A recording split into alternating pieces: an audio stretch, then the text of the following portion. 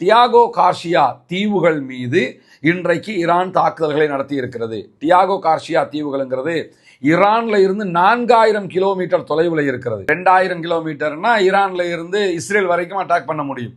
அதுக்குள்ளே இருக்கக்கூடிய எல்லா பகுதியிலையும் அட்டாக் பண்ண முடியும். இந்த அளவுக்கு தூரம் செல்லுகிற செல்ஸ் தான் எங்களிடத்துல இருக்குதுன்னு சொன்னாங்க. ஆனா இப்ப அவங்க அடிச்சிருக்கிறது 4000 கிலோமீட்டர் சென்று தாக்கக்கூடிய மிசைல் அடிச்சிருக்காங்க. மிசைலுக்கு பேரெல்லாம் அவங்க இன்னும் சொல்லல. இந்த தாக்குதல் டியாகோ கார்சியா மீதான தாக்குதல் ஆகல. இடையிலேயே வான்வழியிலேயே அவங்க தடுத்து நிறுத்திட்டாங்க. அது வேற விஷயம். ஆனால்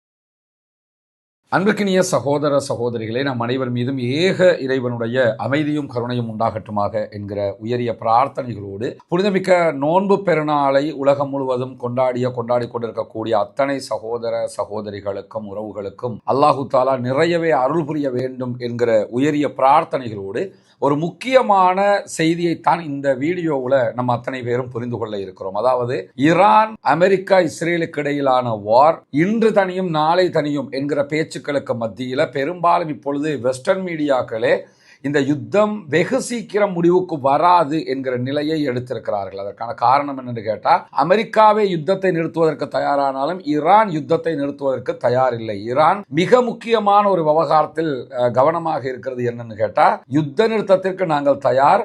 எப்படியான யுத்த நிறுத்தம்னா பெர்மனன்ட் சீஸ்ஃபயர். இனிமேல் இஸ்ரேலோ அமெரிக்காவோ எங்களை நோக்கி எந்த தாக்குதலும் நடத்தக்கூடாது என்று சர்வதேச நாடுகள் எங்களுக்கு உத்தரவாதம் தர வேண்டும். ஏன்னா நாங்கள் பேச்சுவார்த்தை நடத்திக்கிட்டே இருக்கும்போது தான் எங்கள் மேலே அட்டாக் பண்ணுறாங்க. கடந்த நேரமும் இதே தான் செஞ்சாங்க, இப்பொழுதும் அதே தான் செய்கிறாங்க. அதனால் நாங்கள் அவர்களோடு சமாதானத்துக்கு தயாரில்லை, அவர்களை நம்ப முடியாது என்பதில் ஈரான் தெளிவாக இருக்கிறது. அதே மாதிரி எங்கள் மீது எத்தனை தாக்குதல் நடத்தப்பட்டாலும், எங்களுடைய எத்தனை தலைவர்கள் கொல்லப்பட்டாலும் நாங்கள் பதிலடி கொடுத்து கொண்டே இருப்போம்.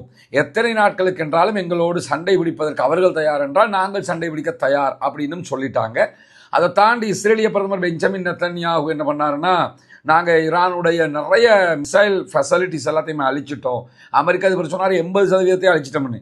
இவர் என்ன சொன்னார்னா, அவங்களுக்கு மிசைல் தயாரிக்க முடியாது, மிசைல் ஃபெசிலிட்டிஸ் எல்லாத்தையுமே அழிச்சிட்டோம், நியூக்ளியர் ஃபெசிலிட்டிஸ் எல்லாத்தையுமே அழிச்சிட்டோம் அப்படின்னு சொன்னார்.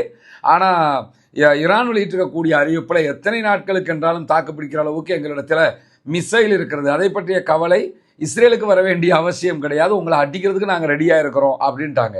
இந்த செய்திகள் எல்லாம் தொடர்ந்து பரவிக்கொண்டிருந்த நிலையில தான் இன்றைக்கு அதிகாலை மிக முக்கியமான ஒரு செய்தி வந்திருக்கிறது. தொடர்ந்து வரக்கூடிய எல்லா செய்திகளும் அப்படித்தான் இருக்கிறது. ஏன்னா 2 நாட்களுக்கு முன்பதாக உலகத்திலேயே மிக பயங்கரமான, யாராலும் அடையாளம் காண முடியாத, ஒளிந்து சென்று ரேடாருக்கு மறைந்து சென்று தாக்குதல் நடத்துகிற உலகின் நம்பர் 1 தாக்குதல் விமானம் F-35 விமானங்கள் மீது ஈரான் தாக்குதல் நடத்தியிருந்தது. F-35 விமானம் சுட்டு வீழ்த்தப்பட்டிருந்தது.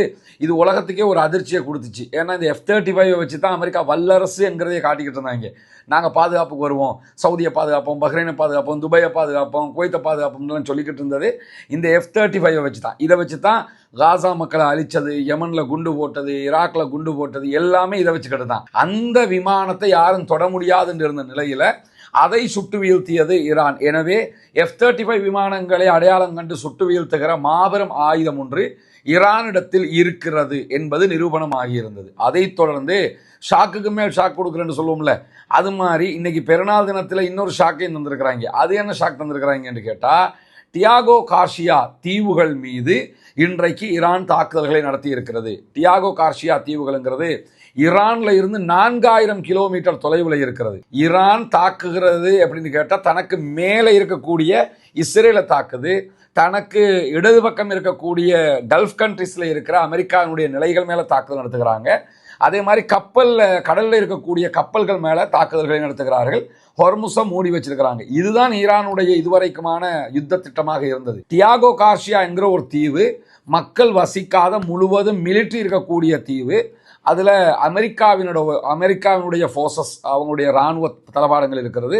அதே மாதிரி யூகேயினுடைய ஃபோர்ஸஸும் இராணுவ தளபாடங்களும் இருக்கிறது. அங்கே குறிப்பாக சொல்லப்போனால் அமெரிக்காவினுடைய இந்த குண்டுவீச்சு விமானங்கள் F-35, F-16, F-22 இந்த விமானங்கள், B-2 வகையான அந்த பங்கர் பஸ்டர் பாம் போடக்கூடிய விமானங்கள், இந்த மாதிரி விமானங்கள் எல்லாமே எங்கே இருக்குதுன்னு கேட்டால் இந்த டியாகோ கார்சியா தீவுகளில் தான் நிலைநிறுத்தப்பட்டிருக்கிறது. இந்த டியாகோ கார்சியா தீவு ஈரான்ல இருந்து நான் இலங்கைக்கெல்லாம் கீழே, ரொம்ப கீழே இருக்கக்கூடிய நீங்கள் வரைபடத்தில் பார்க்க முடியும் ஒரு குட்டி தீவு, மக்களே கிடையாது, முழுக்க இராணுவ தளம் தான் இருக்கிறது. இந்த தீவு 4000 கிலோமீட்டர் தொலைவில் இருக்குது. இங்கே ஷாக் என்னன்னு கேட்டால், இவ்வளவு நாளாக ஈரான் சொன்னது 2000 கிலோமீட்டர் வரைக்கும் சென்று தாக்குகிற மிசைல் தான் எங்களிடத்துல இருக்குது. நம்ம வீடியோ எல்லாத்துலையும் நம்ம கூட அதான் சொல்லிக்கிட்டு இருந்தோம்.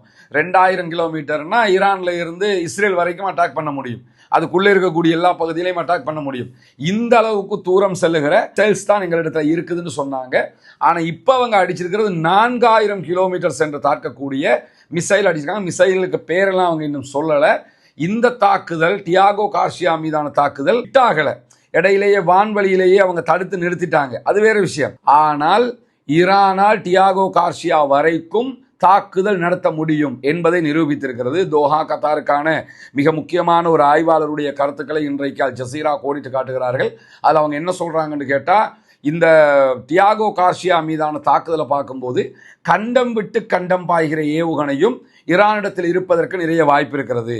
அதை தாண்டி ஈரானிடத்தில் அமெரிக்கா வரைக்கும் சென்று தாக்குகிற ஏவுகணைகளும் இருப்பதற்கு வாய்ப்பு இருக்கிறது. ஏன்னா நம்ம வீடியோவில் கூட சொல்லியிருந்தோம் என்னன்னா, இடையில வந்த ஒரு தகவல், ஈரான் 10,000 கிலோமீட்டர் வரைக்கும் சென்று தாக்குகிற ஏவுகணைகளை பரிசீலனை செய்து கொண்டிருக்கிறது, பாலிஸ்டிக் மிசைல்களை பரிசீலனை செய்கிறது. 10,000 கிலோமீட்டர்னா என்ன அர்த்தம்னு கேட்டால், அமெரிக்காவுக்கே அடிக்கலாம். அமெரிக்கா இருக்குதுல்ல, அங்கேயே போய் தாக்குதல் நடத்த முடியும். அமெரிக்காவுக்கு அடிக்க முடியும்னா மிச்சம் எல்லா நாடுகளுக்கும் அடிக்க முடியும். இன்னும் சொல்ல போனால் டியாகோ கார்சியாவுக்கு அடிச்சிருக்கிறாங்களா இல்லையா, அந்த அட்டாக்கை திசை திருப்பி மாறி அடித்தாங்கன்னா லண்டன் வரைக்கும் தாக்குதல் நடத்த முடியும். ஏன்னா 4000 கிலோமீட்டர் வரைக்கும் போகிறத தற்போது வெளிப்படுத்தி இருக்கிறார்கள். அமெரிக்கா வரைக்கும் சென்று தாக்குகிற ஆயுதங்கள் அவர்களிடத்தில் இருக்கக்கூடும் என்கிற அச்சம் தற்போது எழுந்திருக்கிறது. எனவே ஈரான் தற்போது உலக நாடுகளை மிரள வைத்திருக்கிறது. ஆல்ரெடி ஹார்முஸ் நீர்நிலையை மூடி வச்சிருக்கிறாங்க. பாபல் மந்தபை இந்த மூடலை நினைச்சு அவங்க மூடிடுவாங்க. எனவே எல்லா போக்குவரத்தும் ஸ்தம்பித்து போய் நிற்கக்கூடிய நிலையில தான் டியாகோ கார்சியா மேலே அவங்க தாக்குதல் நடத்த மாட்டாங்க, நினச்சி கூட பார்க்க மாட்டாங்க. அதற்கு எந்த அவங்களோட பலமும் கிடையாது, வளமும் கிடையாது என்று உலக நாடுகள் நினைத்த நேரத்தில் தற்போது டியாகோ கார்சியா இலக்கு வைக்கப்பட்டிருக்கிறது. ஏன்னா ஈரானுடைய ஃபாரின் மினிஸ்டர் இன்னைக்கும் சொல்லியிருக்கிறார், இது எங்கள் யுத்தமே கிடையாது, நாங்கள் யுத்தத்துக்கு வரவும் இல்லை, நாங்கள் உங்களோட பேசிக்கிட்டு தான் இருந்தோம், பேச்சுவார்த்தை நடத்தும் போது யுத்தத்தை ஆரம்பித்தது நீங்கள், எனவே திருப்பி உங்களை நம்பி பேச்சுவார்த்தைக்கு வர முடியாது. ஃபாரினில் இருக்கக்கூடிய மற்ற நாடுகள், வெளிநாடுகள், சர்வதேச நாடுகள் பேச்சுவார்த்தைக்கு வாங்க, அமெரிக்கா அந்த உத்தரவாதத்தை தரணும், அந்த உத்தரவாதத்தை நீங்களும் தரணும். திருப்பி அமெரிக்கா அடிச்சதுன்னு சொன்னால் நாங்கள் அமெரிக்காவுக்கு மட்டும் அடிக்க மாட்டோம், உங்களுக்கும் சேர்ந்து அடிப்போம். அதுக்கு தான் கேட்குறாங்க. நீங்கள் வந்து UK, யூரோப் நாடுகள் வந்து சொல்லணும், இனிமே அமெரிக்கா உங்களோட சண்டைக்கு வராது, இஸ்ரேல் உங்களோட சண்டைக்கு வராதுன்னு சொல்லிடணும். மீறி சண்டைக்கு வந்தாங்கன்னா நாங்கள் அவங்களுக்கும் அடிப்போம், உங்களுக்கும் அடிப்போம். இந்த யுத்தம்ங்கிறது பாரிய இழப்பை அமெரிக்காவுக்கு கொடுத்து விட்டது. அமெரிக்க அதிபரால் தாக்குப்பிடிக்க முடியாத நிலையை உண்டாக்கி இருக்கிறது. அவர்களுடைய பாரிய விமானம் தாங்கி கப்பல்களான USS Abraham Lincoln, USS Gerald Ford ஆகிய கப்பல்கள் திரும்பி போய்விட்டது. அதே போன்று ஹொர்முஸ் நீர்ப்பரப்பை மொத்தமாக கைப்பற்றி வைத்திருக்கிறது ஈரான். அந்த நீர்ப்பரப்பிலிருந்து நேற்று எந்த கப்பல்களும் வெளியே போகலை. இன்னைக்கு ஜப்பானுடைய ஒரு சில கப்பல்களுக்கும் இந்தியாவினுடைய 2 கப்பல்களுக்கும் அனுமதி கொடுக்கப்பட்டிருக்கிறது என்கிற தகவல்கள் மாத்திரம்தான் வந்திருக்கிறது. வேறு எந்த கப்பல்களுக்கும் அனுமதி கொடுக்கப்படவில்லை. அதனிடத்தில் மீண்டும் மீண்டும் ஈரானை தாக்குவதற்கு UAE துபாயினுடைய தளங்கள் பயன்படுத்தப்பட்டால் துபாயினுடைய மற்ற பல இடங்களுடைய பெயரை சொல்லி அந்த இடங்களை எல்லாத்தையுமே நாங்கள் தாக்குவோம் என்றெல்லாம் இன்றைக்கு ஈரான் அறிவித்திருக்கிறது. எனவே ஈரானுடைய மறைந்த ஆயத்துல்லா அலி ஹாமனி அவங்க என்ன சொன்னாங்கன்னா, கப்பல், விமானம் தாங்கி கப்பலுங்கிறது உலகத்தில் மிக பிரம்மாண்டமான பயங்கரமான ஆயுதம் தான், அதை நாங்கள் மறுக்கலை. ஆனால் அந்த பிரம்மாண்டமான ஆயுதத்தை தாக்கி அளிக்கிற ஆயுதம் எங்களிடம் இருக்கிறது. அப்போ யார் பெரிய ஆளுன்னு சொல்லி கேட்டார். அதை இப்போ நம்ம உணர்றோம். இதெல்லாம் அவங்க வெளியே சொல்லவே இல்லை. இப்போ தான் எல்லா நாடுகளுக்கும் அச்சம் வருது. இவன் வெளியே சொல்லாமல் என்னென்னலாம் செஞ்சு வச்சிருக்கிறானோ, நம்மக்கிட்ட 2000 கிலோமீட்டர் வரைக்கும்னு சொன்னான், இப்போ 4000 கிலோமீட்டர் வரைக்கும் அடிக்கிறான். அடுத்து அமெரிக்கா வரைக்கும் அடிப்பான், யூரோப் நாடு எல்லாத்துக்கும் அடிப்பான், லண்டன் வரைக்கும் அடிக்க முடியும். எனவே இனிமேல் ஈரான் என்பது ஒரு கொடிய நிலையை எடுத்திருக்கிறது. அவங்களோட நம்ம மோதிக்கிட்டு இருக்க முடியாது, ஒரு சமாதான நிலைக்கு தான் போகணுங்கிற ஒரு இடத்துக்கு அவர்கள் தள்ளப்பட்டிருக்கிறார்கள். இப்போ ரெட் லைனை தாண்டி எல்லா இடத்துக்கும் அடிக்க ஆரம்பிச்சுட்டாங்க. எனவே ஈரான் தன்னுடைய பலத்தை காட்டிக்கொண்டே இருக்கிறது. இந்த நிமிடம் வரைக்கும் ஈரான் உலக நாடுகளை மிரள வைத்துக் கொண்டிருக்கிறது, மிரட்டி கொண்டிருக்கிறது, உச்சம் தொடுகிற ஒரு நிலையை அடைந்திருக்கிறது. இந்த யுத்தம் இந்த நிலையில் முடிவுறுமாக இருந்தால் மத்திய கிழக்கின் அசைக்க முடியாத ஒரு வல்லரசாக ஈரான் மாறிவிடும். உலக நாடுகள் மத்தியில மும்முனை வல்லரசுக்கான நிலை ஏற்பட்டுவிடும் என்பதையும் நம்ம புரிந்து கொள்ள வேண்டி இருக்கிறது. பொறுத்திருந்து பார்ப்போம் என்னவெல்லாம் நடக்கிறது என்பதை. தொடர்ந்து இணைந்திருங்கள் ரஸ்மின் டாக்ஸ் ஆகிய 2 சேனல்களோடு. நம்முடைய செய்திகளை நீங்கள் உடனுக்குடன் பெற்றுக்கொள்ள முடியும். நம்ம வார் தொடர்பான எல்லா அப்டேட்டுகளையும் உங்களுக்கு கொண்டு வந்து தருவதற்கு தயாராக இருக்கிறோம். புனிதமிக்க நோன்பு பெருநாளுடைய நாளில் இருக்கிறீங்க. இன்றைக்கும் அப்பாவிகள் மீதான தாக்குதல்களுக்கு எதிராக அல்லாஹ்விடத்திலே பிரார்த்தனை செய்யுங்கள். ஈரானிய மக்கள் பாதுகாக்கப்பட வேண்டும் என்று அல்லாஹ்விடத்திலே பிரார்த்தனை செய்யுங்கள். மத்திய கிழக்கில் இருக்கக்கூடிய மக்கள் பாதுகாக்கப்பட வேண்டும் என்று அல்லாஹ்விடத்திலே பிரார்த்தனை செய்யுங்கள். உலகத்தில் இருக்கக்கூடிய எல்லா மக்களும் பாதுகாக்கப்பட வேண்டும் என்று சொல்லி அல்லாஹ்விடத்திலே பிரார்த்தனை செய்யுங்கள். யுத்தங்கள் நிறுத்தப்பட வேண்டும், சண்டைகள் நிறுத்தப்பட வேண்டும், ஆக்கிரமிப்புகள் நிறுத்தப்பட வேண்டும், முழு உலகம் அமைதியாக வாழ வேண்டும், அமைதி உலகுக்கு திரும்ப வேண்டும் என்கிற பிரார்த்தனைகளை அல்லாஹ்விடத்தில் முன்வைக்கிற அதே நேரம் ஜனநாயக ரீதியாக தொடர்ந்தும் இந்த ஆக்கிரமிப்புகளுக்கு எதிராக குரல் எழுப்புவோமாக. வாஹ் தஅவானா அல்ஹம்துலில்லாஹி ரப்பில் ஆலமீன்.